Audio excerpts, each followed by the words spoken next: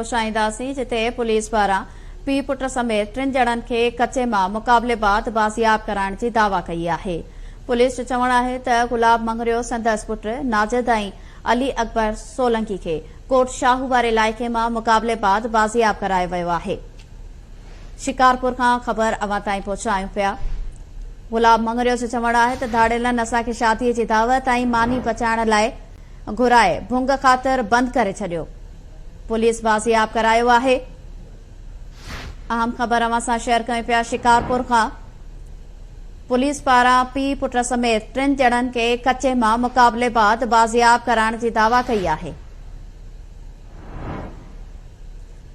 Police जो चवणु आहे त गुलाब मंगरियो संदसि पुट नाजिद ऐं अली अकबर सोलंकी खे कोट शाहू वारे इलाइक़े मां मुक़ाबलेबाद बाज़ियाब करायो वियो आहे।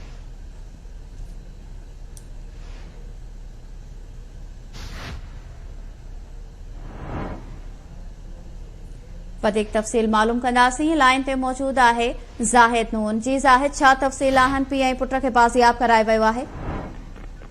शिकारपुर पुलिस अगवा 23 ॾींहं अगवा थियल जामशोरे जा रहवासी जेके 3 रांदा हुया काज में मानी पचाइण लाइ घुराए अगवा कयो वियो हो। गुलाब वलद अज़ीज़ुल्लाह ऐं उनजो पुट नाजिद ऐं उन खां नाजिद मंगरियो ऐं अली अकबर सोलंकी टिनी खे शिकारपुर पुलिस मुक़ाबले में बाज़ियाब करण जी दावा कई आहे। एसएसपी शिकारपुर ख़ालिद मुस्तफ़ा कुराई पुलिस ऑफिसरनि सां गॾु प्रेस कॉन्फ्रेंस कंदे चयो त अगवा थियलनि खे ॿिए हंधि शिफ्ट करे रहिया हुया त शिकारपुर पुलिस कोट शाहू वारे इलाइक़े में वञी उन्हनि सां जो घेराव कयो, जंहिंखां पोइ जवाबदार हिननि मां हथ कढिया। तमनी मगविन मां जेके पुलिस वटि पहुता अॼु हुई उन्हनि खे खणी अची शिकारपुर एसएसपी ऑफिस में वास्तनि हवाले कयो वियो आहे। एसएसपी जो चवणु हो त ॾोहारनि जो घेरो असां काफ़ी वक़्त खां तंग कयो आहे।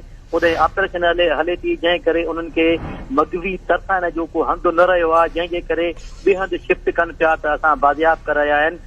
एसएसपी ॿुधायो त डीआईजी लालकाणे खां जावेद सुवार जिसकानी जेके टीम जिन हिन में हिसो वरितो आहे उन्हनि जे लाइ इनाम जो ऐलान कयो अथई। उन सां गॾोगॾु हुन दावा कई आहे त हिकु जवाबदार जेको असां गिरफ़्तार कयो आहे उनजो मारसाणी बिरादरी सां तालुक़ु आहे, पर उहो असीं हरियासीन वारे इलाइक़े मां बाज़ियाब कयो आहे। गॾियल तौर ते एसएसपी शिकारपुर प्रेस कॉन्फ्रेंस कंदे चयो त असीं 3 मगवी बाज़ियाब कराया आहिनि जेके जामशोरे जा रहवासी आहे। उनखे करमपुर वारे इलाइक़े में घुराए अगवा कयो वियो हो, जिन खां लखें रुपया भुंग घुरियो हो, पर पुलिस उन्हनि खे पंहिंजी हिकमत अमली तहत बाज़ियाब करायो आहे। ऐं पुलिस जे प्रेशर में अची जेको जवाबदार आहे इब्राहिम मारसानी उन ते 10 लख इनाम मुक़ररु थियल आहे, जंहिंखे बि पुलिस उनखे गिरफ़्तार करे वरितो आहे, जंहिंजे ख़िलाफ़ केस बि दाख़िल थींदो। एसएसपी चवणु हो त असीं जेके बि कचे में मगवी आहिनि उन्हनि खे बाज़ियाब कराए रहिया आहियूं ऐं नओं को बि अगवा जो वाक़ियो न थियो आहे। जो ते घणे भाई कंट्रोल थी चुको आहे ऐं पुलिस जी मदद सां शिकारपुर ज़िले अंदरि जेके बि जहिड़े बि क़िस्म जा ॾोह आहिनि उनजी पाड़ पची वेंदी। जी वॾी महिरबानी नाज़रीन। शिकारपुर खां ज़ाहिद नून तफ़सील ॾिना आहिनि।